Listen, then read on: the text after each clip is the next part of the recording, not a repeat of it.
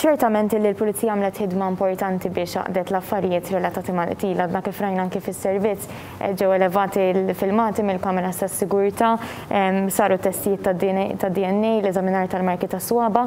Kemm temmen li hija importanti din il-ħidma anki biex saret magħrufa il-karozza li ntużatu f'dan il-qtil?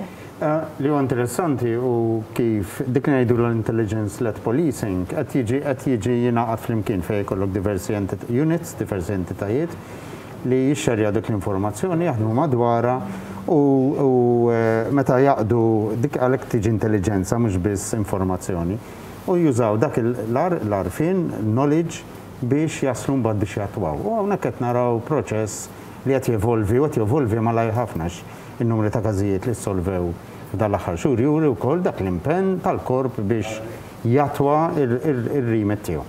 Apparti minn hekk fil-fema tiegħek, ir-riforma fil-Korp tal-Pulizija fejn tinkwadra f'dan kollu, ġifieri f'6 omiċidi din is-sena rajna 5 jiġu solvuti, dan litteralment f'temp ta' ġimgħa ġie arrestat is-suspettat ewlieni.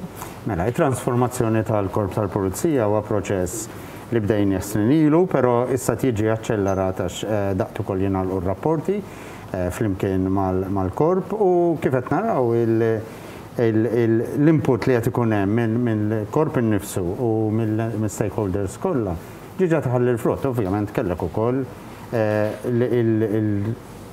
il-korp illum għandu dak li kien is-CEO qabel Angelo Gaffalli huwa ukoll is-COP, il-Kummissarju, u qed jattwaw dak li fil-strateġija stess kellu jiġi preżent xhur oħra. Ġifieri huwa proċess li huwa ħaj għaddej u anke każ bħal da ġiġa qed juri li hemm riżultati tajbin ħafna.